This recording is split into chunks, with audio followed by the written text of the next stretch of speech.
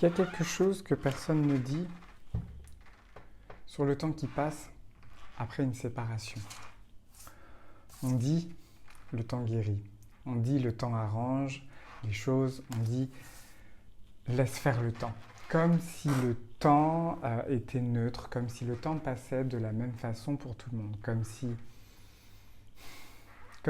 le temps faisait le même travail pour vous que vous sur lui. C'est pas vrai. Le temps, il ne passe pas de la même façon pour quelqu'un qui traverse consciemment et pour quelqu'un qui fuit. Pour quelqu'un qui guérit et pour quelqu'un qui évite. Pour quelqu'un qui avance et pour quelqu'un qui reste immobile derrière une façade de normalité. Vous avez utilisé ce temps, vous l'avez traversé, vous en avez fait quelque chose. Lui ou elle l'a laissé passer et en le laissant passer, il ou elle a perdu quelque chose. Quelque chose de très précis, quelque chose de concret, mais quelque chose que les cartes aujourd'hui m'ont montré avec une netteté qui m'a frappé.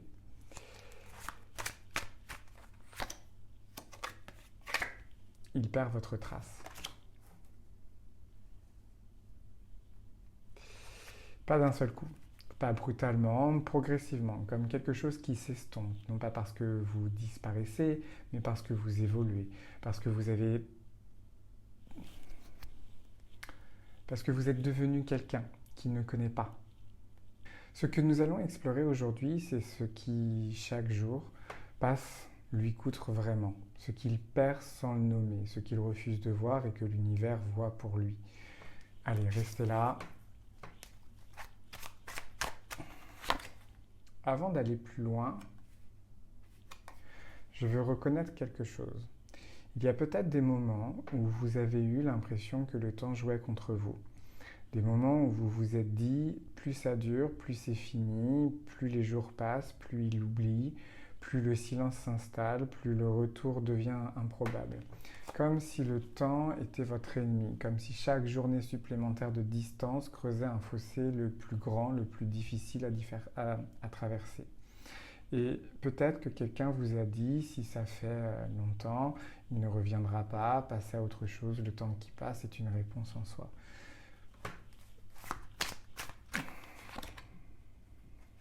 Et voilà ce que les cartes montrent. Et c'est précisément l'inverse de cette idée. Le temps qui passe, pour quelqu'un qui a des sentiments non résolus, ne les efface pas. Il les concentre, il les densifie, il les rend plus difficiles à ignorer. Pas plus faciles, mais plus difficiles. Ce que le temps fait à un homme ou une femme qui n'a pas eu le courage de regarder ce qu'il ou elle ressent, c'est qu'il retire les distractions une par une. Les premières semaines, il pouvait tout noyer dans la nouveauté, dans l'agitation, dans n'importe quoi qui occupait assez de place. Mais au bout d'un moment, les distractions s'épuisent. Les cartes me montrent sur ce qu'il perd concrètement. La première chose qu'il perd, c'est la certitude. Au moment de la distance ou de la séparation, il y avait peut-être une certitude, consciente ou inconsciente. Une certitude que vous seriez là, que vous attendriez, quoi qu'il arrive. Et cette énergie serait dirigée vers lui ou elle. Que vous portiez encore le lien, même seul. Mais cette certitude-là, elle lui donnait une forme de confort passif. Il n'arrivait pas à agir. Il n'avait pas à décider, il n'avait pas à se confronter à lui-même parce que vous étiez là comme une encre ou comme une présence stable, même dans la douleur. Mais quelque chose a changé dans cette énergie. Votre encre, elle ne tient plus de la même façon. Quelque chose en vous s'est détaché, même légèrement, progressivement. En lui, dans son corps, dans ses tripes, il l'a ressenti. Il ne saurait pas vous dire quand, il ne saurait pas vous dire comment, mais cette certitude qu'il avait, elle vacille. Une certitude qui vacille, ça crée de l'inconfort, ça crée de l'urgence, ça crée une attention nouvelle sur quelque chose que l'on prenait pour acquis. La deuxième chose qu'il perd, c'est l'image exacte de vous. Voilà quelque chose de très précis sur la mémoire affective. Quand on perd quelqu'un ou qu'on s'en éloigne, l'image qu'on garde dans sa tête, elle se fige. Elle reste au moment de la séparation, elle garde la texture de ce moment-là avec ses douleurs, ses tensions, ses malentendus. L'image qu'il a de vous, elle est ancrée dans un passé précis. Mais vous avez continué à évoluer, à changer, à devenir chaque jour qui passe. Vous n'êtes plus exactement la même personne qu'il ou elle a connue. Vous êtes plus fort, plus forte, plus ancré, plus clair sur ce que vous voulez et sur ce que vous méritez. Plus vous, profondément, vous, que vous ne l'étiez peut-être au plus fort de la relation. Et cette version de vous, il ne la connaît pas. Il essaye parfois de vous imaginer comment vous allez, ce que vous faites, ce que vous êtes devenu, et il réalise qu'il ne sait plus vraiment, que l'image qu'il ou elle a construite de vous devient floue, qu'elle ne correspond plus à ce que il ou elle perçoit même à distance de votre énergie actuelle. Cette perte de l'image exacte, elle le déstabilise. Elle crée quelque chose qu'il n'avait pas prévu. Un manque non plus de la femme ou de l'homme qu'il ou elle a connu, mais de la personne que vous devenez. Une personne qu'il n'a pas encore rencontrée et dont il commence à ressentir l'existence. La troisième chose qu'il perd, et les cartes me le montrent très clairement, c'est le confort de votre absence gérée. Il y a une différence entre une absence subie et une absence gérée. Au début, l'absence était gérée. Il en avait le contrôle, ou du moins il le croyait. Il avait choisi la distance, il maintenait le silence, il décidait du rythme, il était aux commandes et cette position de contrôle, elle lui donnait un certain confort, même inconscient. Il pouvait penser à vous quand il le voulait et fermer la porte quand c'était trop. Il gérait le thermostat émotionnel, voyez-vous. Mais il y a quelque chose qui a changé. Il sent que le contrôle lui échappe, pas de façon dramatique, mais quelque chose dans la dynamique s'est modifié, l'absence. Elle n'est plus gérée de son côté, elle commence à être vécue et à vivre une absence, c'est complètement différent de la gérer. Ça fait quelque chose dans le corps, ça a une texture, un poids, une présence paradoxale. L'absence de vous, il commence vraiment à la sentir, pas à la gérer, à la sentir. Et ça, c'est nouveau pour cette personne-là.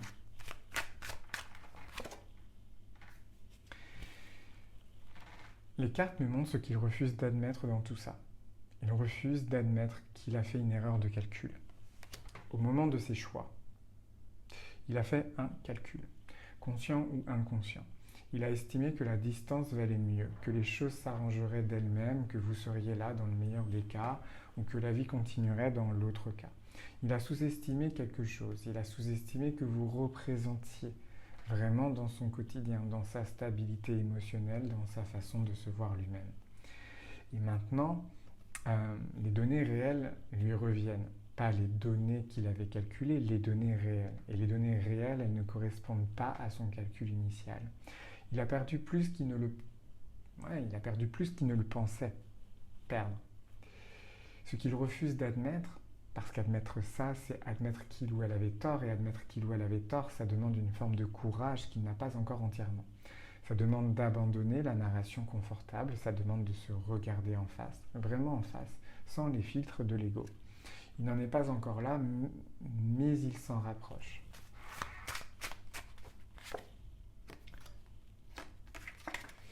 Voilà ce que les cartes ajoutent à cette approche.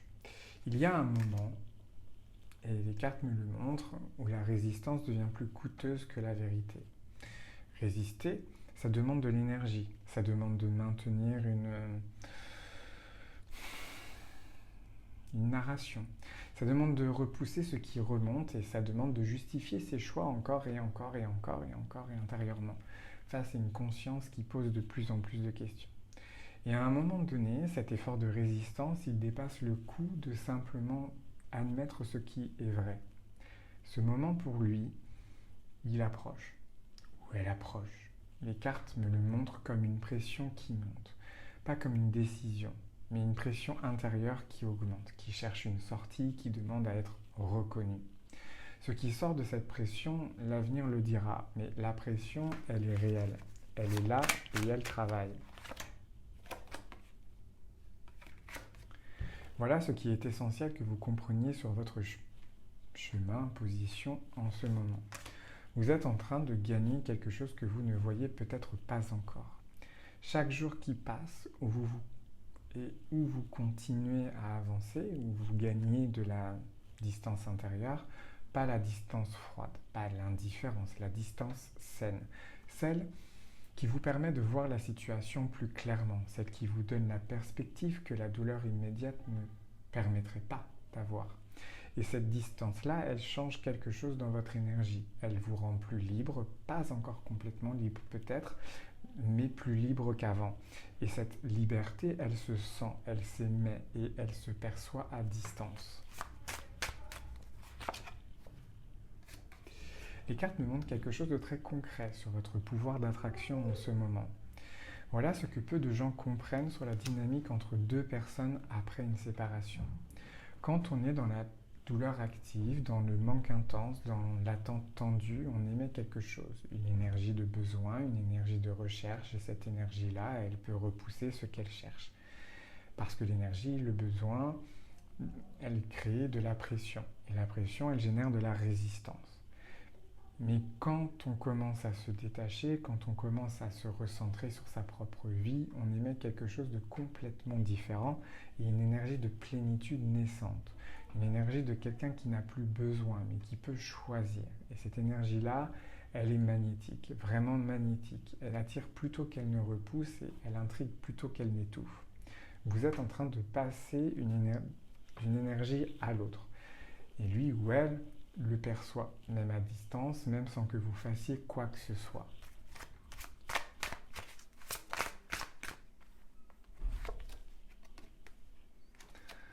Voilà ce que les cartes me demandent de vous transmettre sur ce que vous êtes en train de construire. Vous ne perdez pas votre temps. Chaque journée que vous traversez, même les difficiles, même celles où vous doutez, même celles où tout semble immobile, vous construisez quelque chose. Vous construisez une version de vous-même plus solide, plus ancrée, plus consciente, plus alignée avec ce que vous voulez vraiment et ce que vous méritez vraiment. Cette version de vous, elle n'est pas en train d'attendre, elle est en train de se construire. Et tout ce qui est juste, tout ce qui correspond à ce que vous êtes vraiment, est en train de s'orienter vers elle. Pas vers une version passée de vous, vers vous, maintenant tel que vous devenez. La perte dans cette histoire, ce n'est pas la vôtre, c'est la sienne. Et voilà ce que les cartes me demandent de vous transmettre aujourd'hui. 3 choses toujours concrètes pour maintenant. La première chose, c'est cesser de mesurer le temps en termes de perte. Chaque jour qui passe, ce n'est pas un jour de perdu, ce n'est pas un jour de plus qui vous éloigne d'une possible résolution.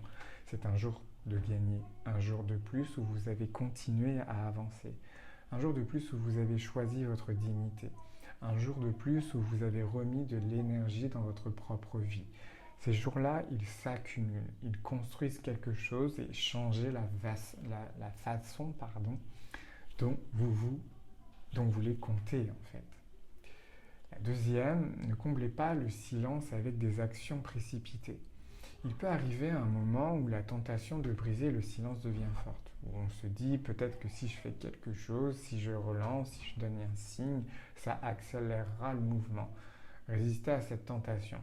Pas parce que ça ne marchera jamais, mais parce que le mouvement qui est en cours en ce moment, il a besoin de l'espace que le silence crée. Interrompre ce silence maintenant, ce serait retirer la pression juste au moment où elle commence à produire quelque chose. Laissez la pression faire son travail. Et la troisième, investissez concrètement dans quelque chose de neuf. Quelque chose qui vous appartient entièrement. Un projet, une formation, un espace physique ou mental que vous créez pour vous. Quelque chose qui n'est pas défini par lui, parce qu'il s'est passé, parce qu'il pourrait ou non se passer. Quelque chose qui dit, il y a une vie qui grandit ici, une vie qui m'appartient, une vie que je construis maintenant pour moi. Et ce quelque chose, quel qu'il soit, nourrissez-le chaque jour un peu. Et c'est ça qui fait la différence, pas plus tard, maintenant. Si ce tirage a résonné en vous, si vous traversez cette période et que vous avez besoin d'un regard direct et précis sur votre situation, sur ce qui se passe vraiment dans l'énergie, sur ce que les prochaines semaines préparent pour vous, vous pouvez me contacter directement à gerotube111@gmail.com. Toutes les informations sont dans la description. Un tirage personnalisé, c'est votre histoire, votre énergie et votre vérité. Ne l'oubliez pas. Prenez bien soin de vous et si cette vidéo vous a accompagné aujourd'hui, partagez-la avec quelqu'un qui en a le plus besoin. Likez, commentez, boostez la vidéo, ça m'aide vraiment à continuer et à poursuivre ce travail. Et je vous souhaite à tous une très bonne journée. Heureux amis, à demain.